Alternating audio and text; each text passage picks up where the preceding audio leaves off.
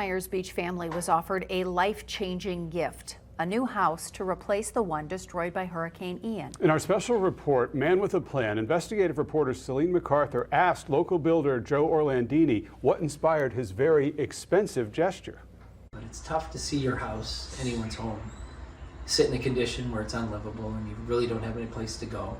And she doesn't have a lot of resources, but she is still a piece of this community. And she needs a new house. Orlandini aimed to have the family settled into their new home by last Christmas. That hasn't happened, though, and some of you have been asking us to get answers. Celine revisits the beach now to find out what's going on. It's a heart-wrenching journey back in time for Tammy Drake and her daughter Maddie. Picture was taken near the height of the storm.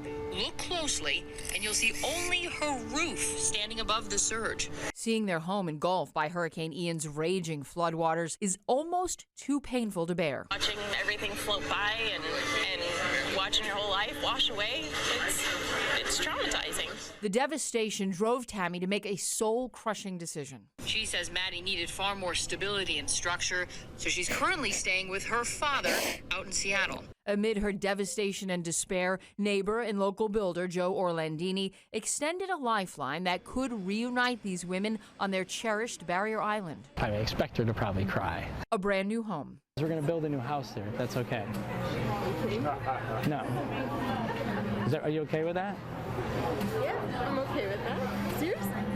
You're happy? Yeah, that was happy. Our story inspired 3 neighbors to donate a total of $130,000 to Tammy for the build. $100,000 of that came from the owners of the Whale. We absolutely love the story. We felt for her. A year has passed.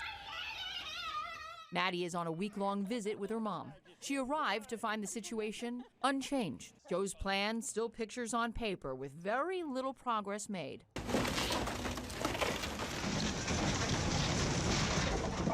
The house was demolished last March, and the concrete footings and pilings were installed by September. But the progress stopped there. Then what happened?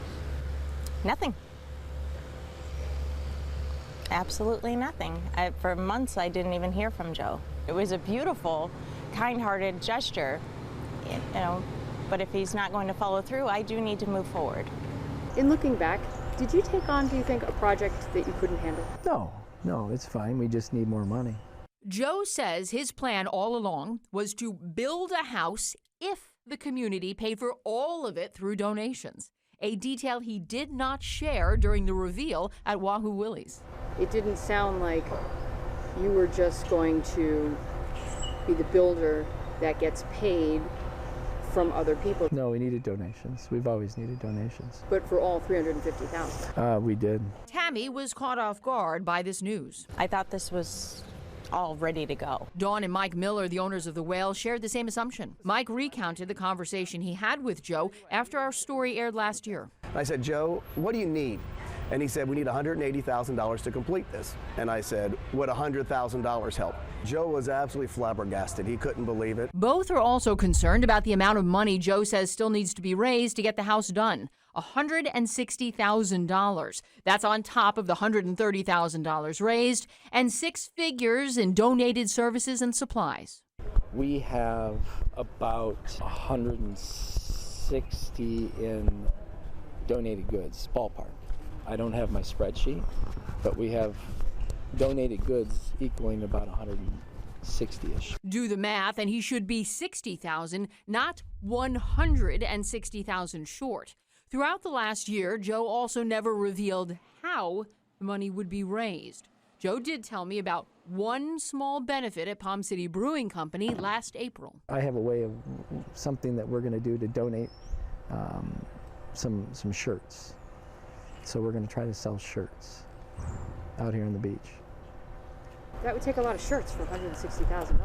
Well, we're going to try to get some. In the meantime, Tammy says she's now working 2 jobs, hoping to earn enough money to get a mortgage. She says selling her slice of paradise isn't an option. Trust me, I've thought about that.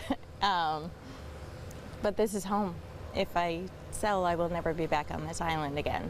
Since our interview with Joe, there has been some progress. Take a look. There are crews on scene and supplies have been delivered. Now, Joe says permitting and materials caused some of the delays in this project. Joe wanted wood for the structure, while Tammy wanted concrete. Now, Joe's attorney sent me a letter, a written statement saying in part that Joe has dedicated his time, expertise, and personal resources to assist in the reconstruction, and his actions aimed at rebuilding Tammy's home embody a spirit of community.